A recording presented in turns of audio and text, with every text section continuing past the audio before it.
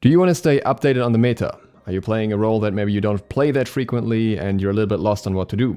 Or have you maybe taken a break from Smite for a while and you're coming back and you want to know what's going on? Then this video is for you.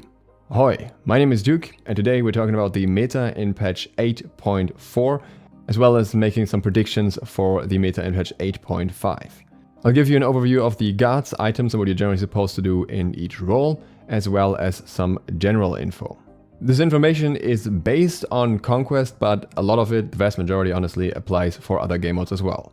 If you enjoyed this format and you want to see me continue doing this in the future, then feel free to leave a thumbs up. Now let's begin with the general info. When it comes to starting path, we haven't really seen any significant changes since the start of the season. Currently in most games, the mid laner and the carry still start on red together, and then the carry moves over to purple.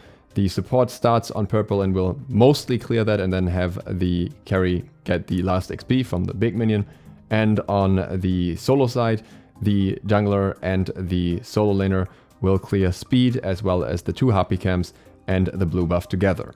We're seeing a little bit of a shift on solo side with some solo laners starting on blue on their own while the jungler starts on the speed buff. In this start, the jungler then just clears the big Harpies alone and goes to mid lane. I've explained all that in more detail in my starting guide in the beginning of the season, so I'll link that here if you're not up to date with that yet. Either way, both starts are viable, just go with whatever your teammate's doing. Additionally, we recently had the introduction of the vines to the map, which block off some paths, but don't fundamentally change how the map is played. In my opinion, more significant change is the health reduction, the tankiness reduction of the bigger scorpions, which allows you to solo them easier as a carry or jungler. This makes amplified buffs more accessible, which I think is especially important for carries. When it comes to team comps, most of the things that we see are very standard. 2 tanks in solo and support, a mage in middle lane, a hunter in carry, and then an assassin in jungle. But in some situations, we do see more flexibility in mid with, for example, hunters being played there. So there's a little bit of room there, or guards like Set being put in there as well. But those are mainly outliers. Generally, we are in a crit meta right now, with hunters being heavily focused on crit and many tanks in multiple roles building spectral armor, whereas the junglers are moving away from the bruiser item builds that were standard for a while because both Shifter's Shield and Ancile got nerfed. Quick general disclaimer before we go into the roles. The guards are always listed by popularity here. I'm not saying these are necessarily the best guards in each role. I'm just saying these are the ones that are most banned and most picked and most valued by people in ranked. With that out of the way, let's get into mid lane. The 4 guards that I think are primarily worth naming here are Tiamat, Scylla, Janus, and Persephone. Tiamat is hard to play well, but even harder to play against if she's played well. Scylla is just generally relatively strong still, even though some of her items got nerfed a little bit, and Janus got his buffs and has been working relatively well since, but I would recommend practicing him a little bit if you really want to get that feeling for how good he can be. Persephone is getting her rework in next patch, will therefore be banned from ranked, but will likely be relatively strong after the rework, and she is already highly valued now, so she will likely be a top contender next patch. Other mid-mages that enjoy decent popularity are the Morrigan and Aphrodite as well as Chang'e. In terms of starter items, what you primarily see at the moment is Sands of Time, but there's still a decent amount of mages who will build Conduit Gem as well. It depends on your guard and what you utilize best. If you're looking for raw power, then you're starting with Sands of Time, which also gives you a nice early game. And if you want to go into Gem of Focus later on, because you're using a lot of abilities, then you're probably opting into Conduit Gem. If we were to fit that into a build, it could look something like this. Sands of Time, Shoes of Focus, Spear of Desolation, Divine Ruin, Charon's Coin, Row of Tahuti, and then the upgrade to Pendant of Ages. These are all relatively popular items, and Charon's Coin is even getting a buff next patch. Obviously, high burst characters will still prefer Obsidian Shard here, and we also have a decent amount of Soul Gem users still. Next patch, Spear of the Magus is getting a huge buff and might be significantly more valued by many mages, as well as Book of Thoth getting a damage increase, which could also lead some interesting item combinations. The alternate timeline also gets a pretty significant damage increase after already getting a buff to the cooldown recently, so this might actually be picked up as well. We have to find out about that. And that brings us to the next role, which is carry. In ranked, not so much in competitive, the most valued hunter remains Apollo. Another very valued hunter is Anhur. Also relatively highly valued are Danzaburo, Heimdall, Cupid, and Chernobog. Chernobog is significantly higher valued in the SMITE Pro League, So overall, probably a really good guard that will probably see a higher pick rate with the next patch. In terms of items, Gilded Arrow is the new favorite. It is a very strong item at the moment in a specific build, and Death Toll is probably the other one that is still somewhat valued for the sustain. If you want more details about the Hunter starters and why this start is so popular now, I'll link the video for that right here that I recently made where I talk about just that. To give you a build here as well, after Gilded Arrow, you want to build Devour's Gauntlet, Ninja Tabai, the Executioner, Wind Demon, Deathbringer, and then upgrade to Ornate Arrow, and that's the only build you need. Ability-based builds currently have a really rough time in comparison to these types of build, which is why we're also not seeing many ability-based hunters. In solo lane, we first of all have to mention our new contender. He is not in ranked yet, but Gilgamesh is most certainly very valued in casual games and will make his way into ranked soon. But he will also have received his third set of nerfs by the time that happens, so we'll see how he actually performs then. Outside of that, the current valued gods in ranked are Guan Yu, King Arthur, Sun Wukong, Tyr, Cuchulainn, and a little bit further down the line, Achilles. Now, Guan Yu got some nerfs and might slowly fall out of favor a little bit, but the other ones are likely here to stay for a while because they're all using the same starter.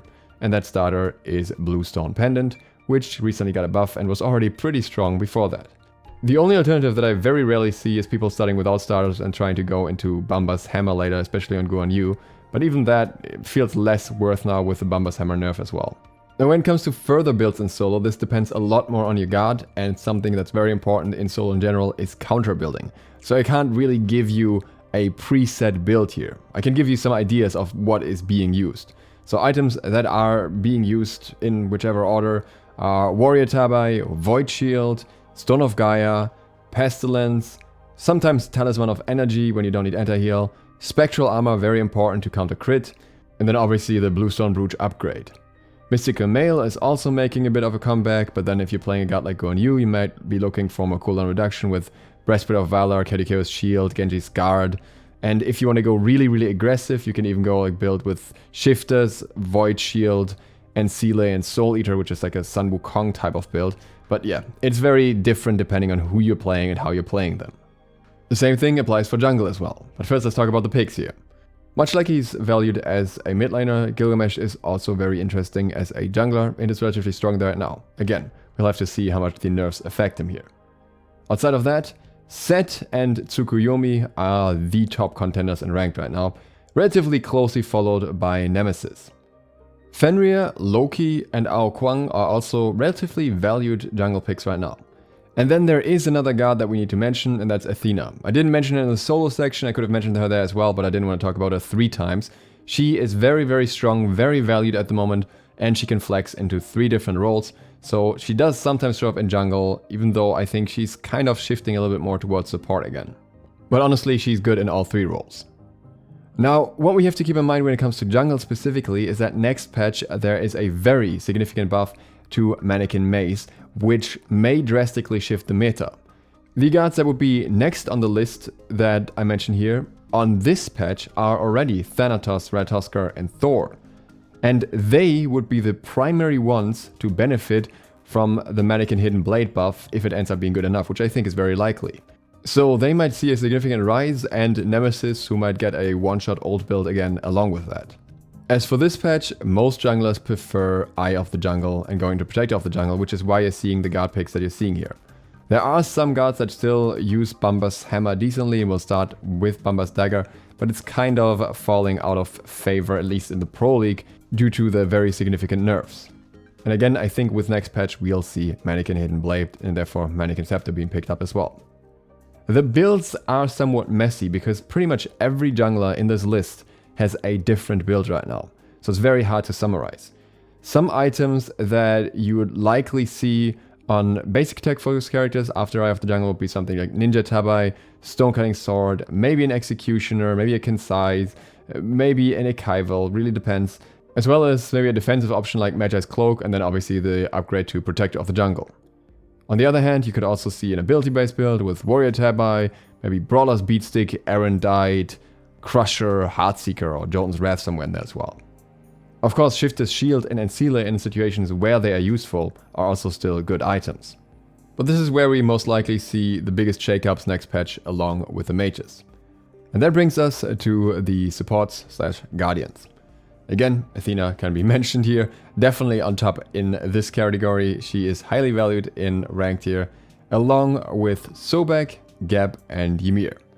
If we look a little bit further down the list, we can also find Cerberus, as well as Yemoja, who is worth mentioning from her competitive standpoint specifically, where she's very, very valued. The problem is that she is very hard to play as well. There are 2 starter items here that you'll pretty much see every game that is taken seriously, and those are Sentinel's Gift and Benevolence. Which one depends on the exact situation. I'll have a video detailing that more in the future. If we were to add a build onto that, it could for example be Reinforced Shoes, Gauntlet of Thieves, Sovereignty, if there's sufficient physical damage to justify it, Spectral Armor, then a Winged Blade, or maybe a Relic Dagger if you don't need that, and then the upgrade of the starter being either Sentinel's Embrace or Compassion. If you need more cooldown reduction, then fitting in a Prid Wind somewhere towards the end is also always a fantastic option. Once again, support is somewhat situational in that regard. Maybe sometimes you want a Talisman of Energy as well. Maybe sometimes you need to build some anti-heal because your team's not building it, or you need a Hardwood Amulet because they have heavy magical damage, so you have to adjust here a little bit. But you can't really go wrong with an aura-focused build. So hopefully this helps you out, and if you want to see the video about the support stuff as well as various other things about the upcoming items that are coming in the next days, then hit like and subscribe, or I will go to my garage, hide in the corner, stare at my home gym and contemplate if it's hard. Thanks to my patrons for making this video possible. That includes That Nick Walker, Drain Brennan, Lanter25 Green, Zillaria, Zed the Undead, Nevitz Jr., Rawas, Angel, Zifaroli and everyone else you see here.